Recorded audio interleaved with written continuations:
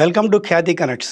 కాళేశ్వరం ఎత్తిపోతల పథకంలో కేసీఆర్ ప్రభుత్వం అవినీతికి పాల్పడిందా? కోట్లాది రూపాయల ప్రభుత్వ నిధులను దుర్వినియోగం చేసిందా? తన వాళ్లకు, తన అనుచరులకు, కాంట్రాక్టర్లకు లబ్ధి చేకూర్చేలా వ్యవహరించిందా?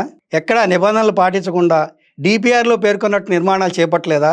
ఇవన్నీ అనుమానాలు. ఈ అనుమానాలన్నిటికీ త్వరలో తెరపడే సందర్భం వచ్చింది. కాళేశ్వరం ఎత్తిపోతల పథకానికి సంబంధించిన న్యాయ commission justice PC Ghosh committee విచారణకి రావాల్సిందిగా కేసీఆర్కి నోటీసులు ఇచ్చింది. అంతేగారు ఆయన ప్రభుత్వ హయాంలో ఆర్థిక శాఖ మంత్రిగా వ్యవహరించిన ఈటల రాజేందర్కి, అలాగే ఇరిగేషన్ మంత్రిగా ఉన్న హరీష్ రావుకు కూడా నోటీసులు ఇచ్చింది. ఈ మేరకి జూన్ 5వ తేదీన కేసీఆర్, జూన్ 6వ తేదీన హరీష్ రావు, ఆ తర్వాత జూన్ 9వ తేదీన ఈటల రాజేందర్ పిసి ఘోష్ కమిటీ ఎదుట విచారణకి హాజరవుతారు. ఇప్పటి వరకు పిసి ఘోష్ కమిటీ అంటే దాదాపు 14 నెలలైంది ఈ కమిటీ ఏర్పాటయ్యి. ఈ కమిటీ ఏర్పాటు దగ్గర నుంచి ఇరిగేషన్ అధికారులని, అప్పుడు ప్రభుత్వంలో ఉన్న ఐఏఎస్ అధికారులని విచారిస్తూనే ఉంది. దీని గడువు కూడా గత 7 సార్లుగా దాన్ని వాయిదా వేస్తూ వచ్చింది. గత నెలలోనే 1 నెల పెంచుతున్నట్లు, అంటే ఈ నెలాఖరు వరకు గడువు ఇచ్చింది. ఈ నెలాఖరులోగా పిసి జోషి కమిటీ విచారణ పూర్తి చేసి నివేదికను ప్రభుత్వానికి సమర్పిస్తుంది.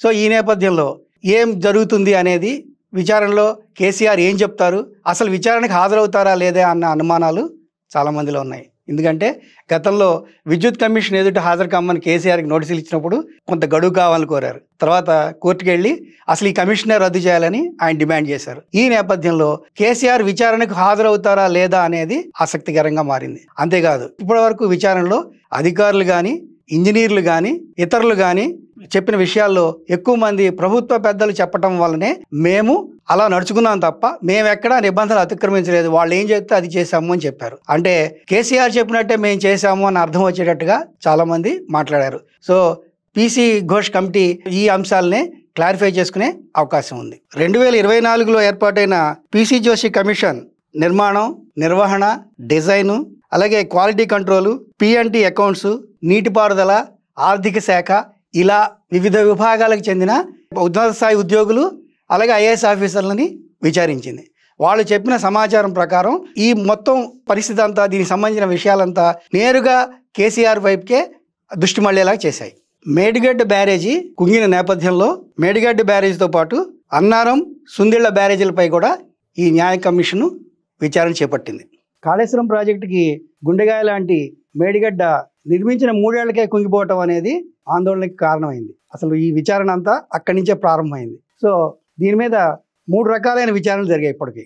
దీనికి నేషనల్ డ్యామ్ సేఫ్టీ అథారిటీ తన నివేదికలో ఏం చెప్పిందంటే, ఈ 3 రిజర్వాయర్లలో నీళ్లు నింపడం సాధ్యం కాదు, పూర్ డిజైనింగ్ దీనివలన ఇబ్బంది పడతారు అని చెప్పింది. అలాగే విజిలెన్స్ అండ్ ఎన్ఫోర్స్మెంట్ శాఖ ఇంకో నివేదిక ఇచ్చింది. ఈ నివేదికలో ఏం చెప్పిందంటే, నిర్మాణంలో లోపాలు ఉన్నాయి, ఈ నిర్మాణంలో లోపాల వలన డిజైన్ విషయంలో కానీ ఇతరత్ర విషయాల్లో కానీ చాలా లోపాలు ఉన్నాయి అని ఈ నివేదికలో పేర్కొంది. అలాగే CAG controller and audit general of India నివేదికలో భారీ ఎత్తున ప్రభుత్వ నిధులు దుర్వినియోగినట్టుగా కాగ్ గుర్తించింది.